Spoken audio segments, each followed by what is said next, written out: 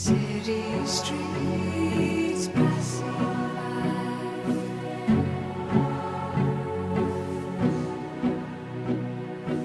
underneath stormy skies.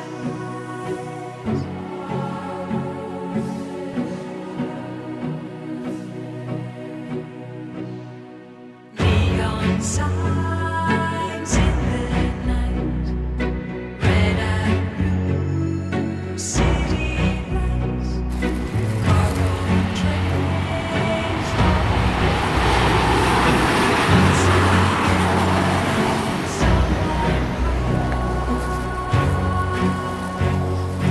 trains in winter rains, no going back, no going home. Trains across the plains, and in the sky, a star alone.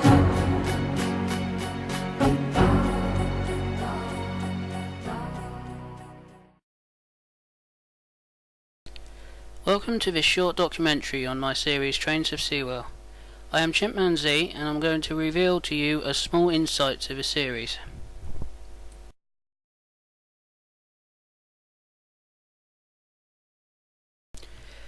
Like others before me, the inspiration starts with a predecessor.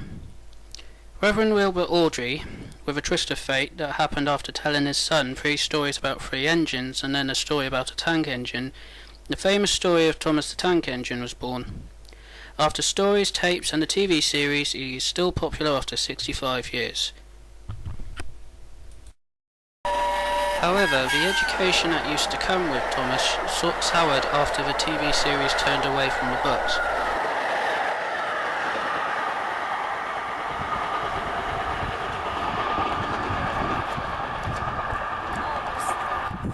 And Christopher Awdry struggles with modern publishers. Thanks to YouTube and train simulators though, other talented people took to remaking classic Thomas, and some even have the talent to make their own stories sound like the classics. SI 3D Films had the first examples of Trainz videos for me. From there I also found Wild Nor'Wester, who has created 3 seasons to the date I made this documentary, and already has 2 more planned. I also found Damocles 178, who spent ages to make a daunting video about life as an engine on the LMS. He showed me how to think outside the box, and to complete my puzzle was DDJ Productions 2011, who had given me the final part to my decision to start my series. To you 4, I thank you greatly, for it wasn't for you, this would not have been done.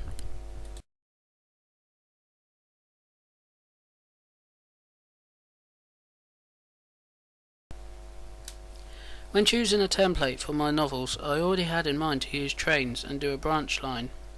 My thoughts were to make mainline traffic around the area of British Railways and the beginning of privatisation. Locally close and with research at disposal, I first went for the West Somerset Railway. I wanted parody names, so I called a junction town Silkminster, on a river called the River Silk, which was a name that came from Silk Mills crossing between Taunton and Norton Fitzwarren. But I also wanted railway history, and knowing my local area, I took the heart of the series to Yatton, and called the junction what I have already named it. It was ideal, because to make the area more of a parody, I mixed in the Yeo River and Congsbury to shape the area. To add a better twist, and keep the branch line a seaside bound line, I brought the route down to the area of Weston-super-Mare, which I mixed with the Minehead potential.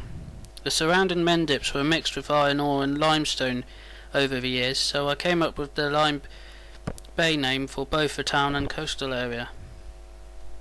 The rest of the main line course to Highbridge I used as a potential trunk route representing the Somerset and Dorset Joint Railway, and the remainder of that line turned off at Bridgewater further down. My Great Western Main Line goes along the Cheddar route to Axbridge and bends towards Highbridge instead of Cheddar.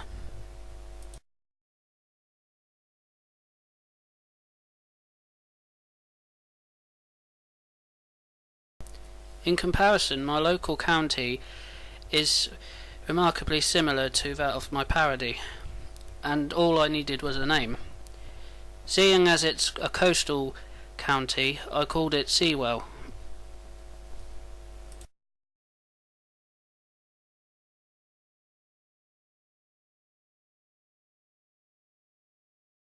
My favourite steam engine is a pannier tank, and it was inevitable that the first character would be one. My stories were to start in the days where the branch line had been running on early preservation. To express my character, I wanted a situation where she was the only one available on an important day. The name Tanya was suitable in rhyme, and was what led me to create twin Black Fives, which were my next favourites. They have made appearances on the West Somerset Railway, while the 117D MBS is a permanent feature on many branch lines, including the West Somerset Railway. So Doyle was a name I fancied from the letter D, but his characteristics as a diesel would derive from his experience as a BR train. He keeps modern ones in line and teaches his friends a thing or two. Then I made an event where a southern engine called Leo made an appearance as the SI3D engine Thomas. He is due to return in a later series in his real shape and livery, with his own background. After he left, I introduced my favourite diesel shunter, the 08 called Kate. Unlike the others, she has had a bad life, and thanks to Tanya, she saw the light of life when you work on a heritage branch line. Two events in Series 1 involved my brewery, which plays a part in the beer festival replicated from the Somerset one in Minehead. It's a heritage industry on my branch line, and I hope to play a lot of parts with it and introduce many more industries which this branch line specialises in reviving, as well as the branch line itself and steam.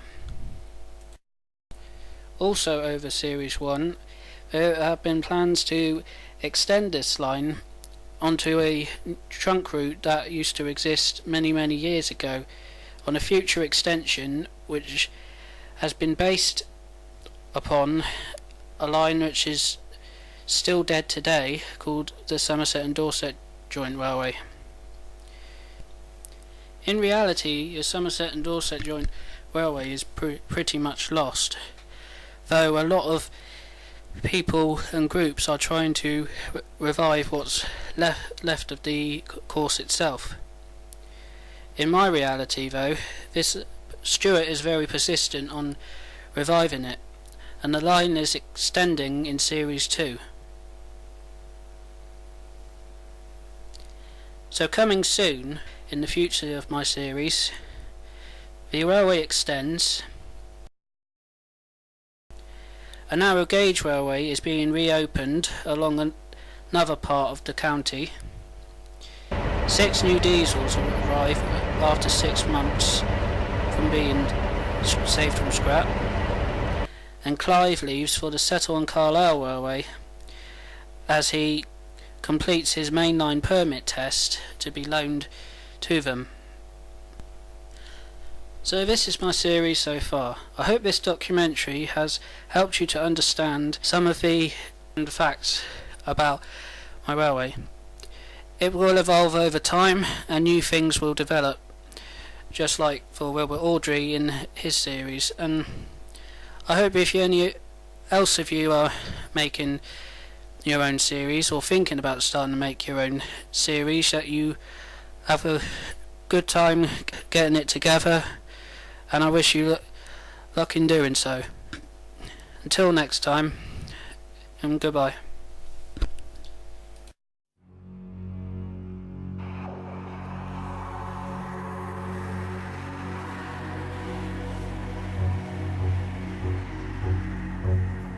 City streets passing by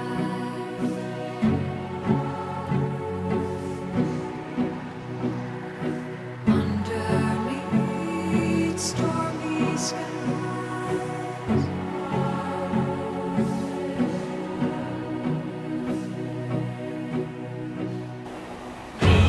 signs in the night. Red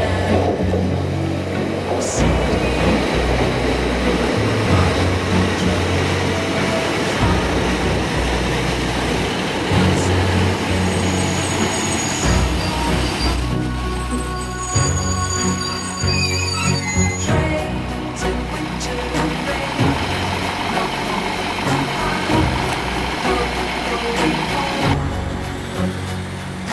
Trains across their plains, in the sky, pastoral.